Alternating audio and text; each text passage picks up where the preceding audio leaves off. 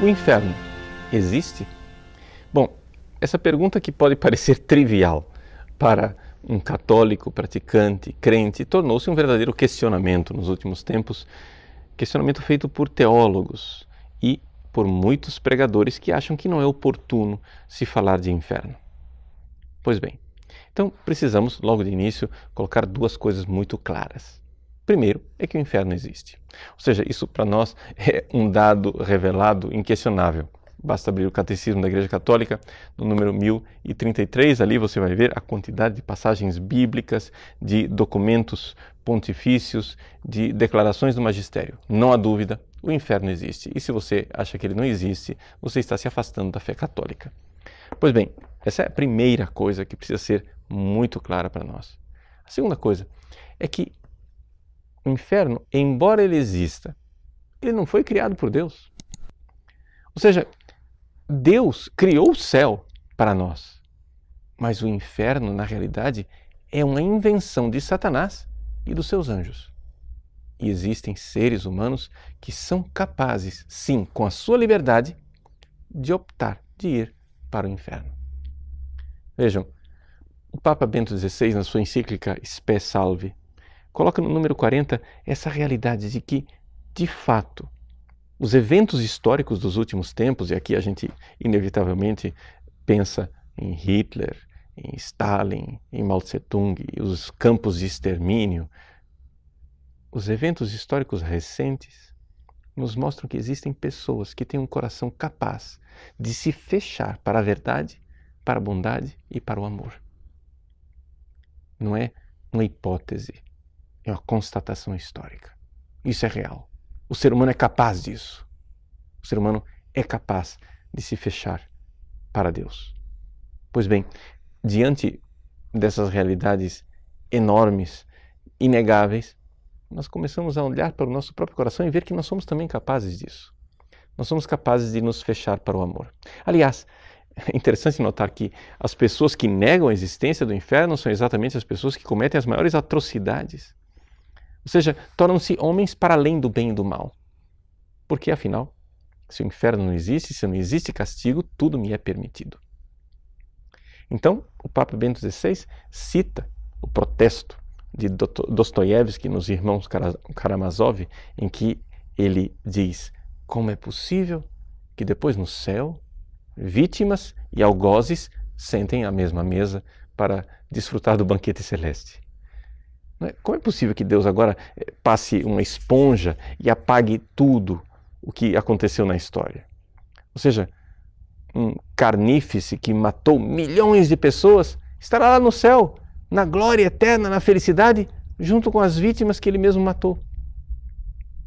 Ora, isso seria dizer que esta vida, que esta existência não é séria, que esta vida é só uma brincadeira e que, no fim, Deus tem uma profunda indiferença diante disso tudo. Ora, nós sabemos, nos diz São Bernardo de Claraval, que Deus é impassível, mas ele não é incompassível. Ou seja, Deus, ele não sofre, mas ele tem compaixão. E é o Deus da compaixão que nos leva exatamente a compreender que o inferno é uma possibilidade. Bom, se é assim, então vem a pergunta, mas será que é oportuno ainda para o homem moderno pregar a respeito do inferno? Será que não é uma verdade, sim, mas que seria melhor deixá-la de lado porque isso assusta as pessoas? Bom, um pouco disso já respondemos. Quem não crê no inferno faz as piores coisas. E segundo, não vamos questionar a pedagogia do próprio Deus. Deus, por exemplo, falou do inferno e continuou falando do inferno ao longo da história através dos seus santos. Os santos que receberam o dom místico de ver o inferno. Por exemplo, Nossa Senhora, que é uma grande pedagoga, uma mãe, ela não iria assustar os seus filhos, ainda mais criancinhas. E, no entanto, Nossa Senhora em Fátima mostrou o inferno a 3 crianças. Por que ela fez isso?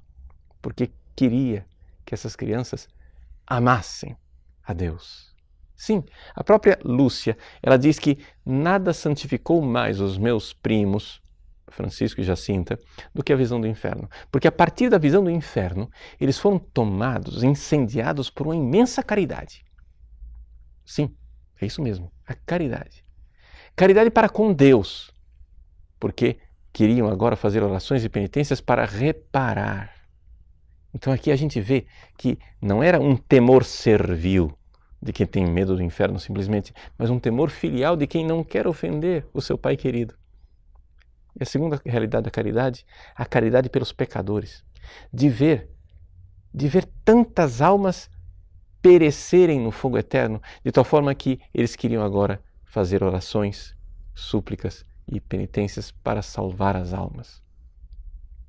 Essa realidade que viveram os 3 pastorinhos de Fátima no nosso tempo, há menos de 100 anos atrás, é atestada por outros santos, como por exemplo Santa Teresa d'Ávila, 500 anos atrás, quando ela escreveu a sua vida.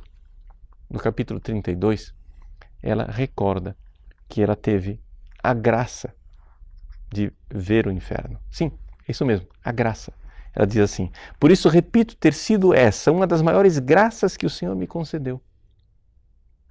Embora ela, ao narrar a sua visão do inferno, diga que 6 anos passados, ao recordar aquela realidade, ela ainda sofria física e espiritualmente, ela fala do grande amor, o amor para com Deus, que surge a partir dessa visão do inferno de não querer perder este amor de Deus, e o amor para com as almas, de querer dar 1000 vidas, se preciso fosse, para que ninguém padecesse, nenhuma alma sequer se perdesse no fogo eterno. Então, aqui nós vemos a grandeza de uma Santa Teresa e de tantos santos que viveram e vivem num serviço a Deus constante, onde a caridade é a razão que os leva a falar de inferno. Nos nossos tempos, um teólogo chamado Hans Urs von Balthasar aventou uma hipótese de que, sim, tudo bem, o inferno existe, mas o inferno é somente uma possibilidade, que na realidade os verdadeiros cristãos precisariam ter a esperança de que ninguém fosse ao inferno. Bom, nós devemos dizer que, na realidade, se nós formos falar de hipótese, nós temos que falar de hipóteses baseadas no mundo real. E a tradição da Igreja nos fala claramente de que é verdade, existem pessoas que já foram condenadas ao inferno. E que o inferno, portanto, não é um lugar vazio, não é uma hipótese. Em primeiro lugar, porque Satanás e os seus anjos estão lá.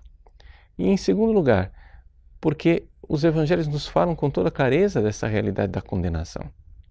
Veja, por exemplo, no Concílio Vaticano II, quando em aula conciliar se pôs a discussão da realidade do inferno, um dos padres pediu à comissão que colocasse uma declaração de que de fato algumas pessoas foram condenadas ao inferno. E a resposta da comissão, portanto a interpretação oficial do Vaticano II, é que isso não era necessário. Por quê? Porque isso se deduzia das palavras de Nosso Senhor, que dizia: irão para o fogo eterno. E essa afirmação taxativa de Cristo diz e supõe que alguém irá. Pois bem, aqui nós vemos o quanto a Igreja, mãe e mestra, quer que nós estejamos arraigados na sua doutrina.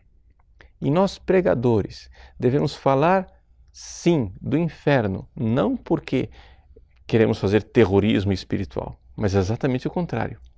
Porque o amor não pode ser levado a sério se nós não tivermos uma verdadeira repulsa da possibilidade de nós virarmos as costas para o amor e fazermos do egoísmo um projeto de vida.